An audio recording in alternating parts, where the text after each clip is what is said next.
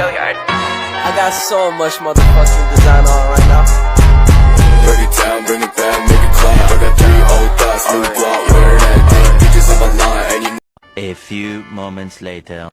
Pada teori skema, ini lebih menjurus kepada bidang kognitif atau psikologi.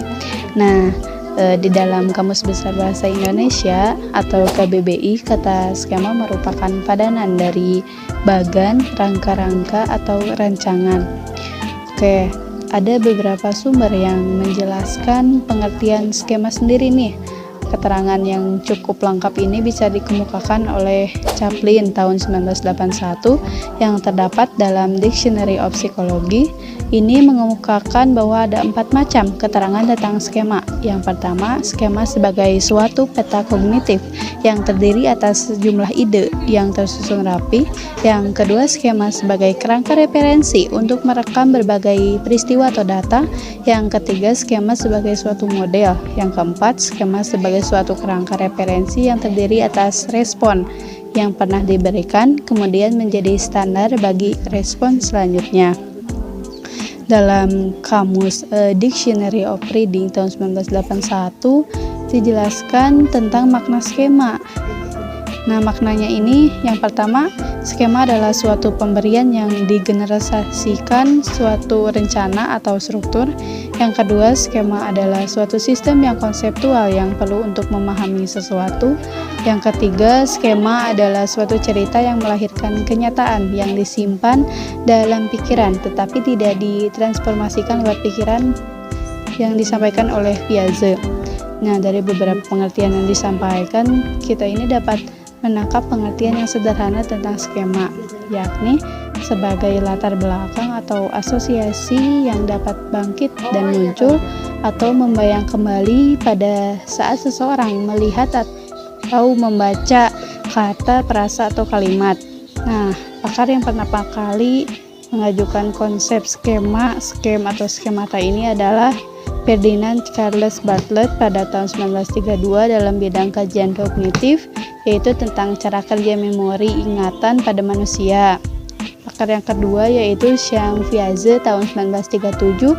Beliau ini memperluas pengertian skema mencakup seluruh struktur dasar internal individu, yaitu skema kognitif, skema afektif, dan skema sensor motorik atau skema psikomotorik. Dari ketiga skema tersebut saling berkaitan satu dengan yang lainnya sebagai kesatuan struktur skema internal individu. Terima kasih. Baiklah, terima kasih kepada penyaji sebelumnya yang telah menyampaikan presentasinya tentang skema ya, pengertiannya. Selanjutnya kita akan pahami dulu secara lebih mendalam bagaimana skema itu beroperasi atau apa yang kita sebut sebagai struktur skematik dalam kognisi manusia. Tokoh besarnya kita tahu bahwa ada Piaget, kemudian ada Vygotsky ya. Mereka adalah tokoh-tokoh yang mengembangkan teori ini, terutamanya dalam psikologi kognitif. Nah, skema kita dapat pahami sebagai dalam teori skema itu adalah struktur mental ya, tadi udah dijelasin struktur mental dalam diri manusia atau dalam otak manusia ketika dia mempersepsi atau mendapat informasi baru. Jadi setiap informasi itu membentuk skema atau gambaran dalam kepala manusia itu. Nah, dalam prosesnya di sini kita ada muatan ya, itu hal-hal informasi tersebut menjadi muatan dalam struktur skema itu. Kemudian ada fungsi dan operasi. Dalam fungsi ini skema digunakan untuk mengembangkan atau meningkatkan tadi muatan atau gambaran yang sudah ada dalam struktur kognisinya, kemudian itu dikembangkan ya. Dalam operasinya, skema untuk mencapai suatu pengertian dan membangun struktur skema yang baru. Piaget kemudian membagi ini menjadi asimilasi dan akomodasi. Kemudian equilibrium atau penyatuan ya. Jadi di situ. Dalam asimilasi ada proses penyesuaian, kemudian diakomodasi, misalnya dibentuklah bahwa kita sudah bisa membedakan antara suatu skema dengan skema lain dengan skema yang lain. Dalam akomodasi ini kemudian equilibrium, kita bisa secara lebih menyeluruh membedakan bahwa informasi seperti ini, bahwa A seperti ini dalam gambaran kita dan B seperti ini dalam gambaran yang berbeda, dan skema kita dalam kepala kita itu menjadi lebih kompleks. Nah, di sini dalam teori skema ini, ketika kita meletakkan dalam proses membaca, dalam model proses membaca akan ada struktur lanjutan atau dampak lanjutan yang kita kenal dari 3 hal penting, yaitu bottom up, interaktif, dan top down. Dan untuk selanjutnya tentang bottom up ini, terutama ini semua adalah bahasan tentang skema dalam proses membaca itu, dalam keterampilan membaca, bagaimana skema bekerja di sana.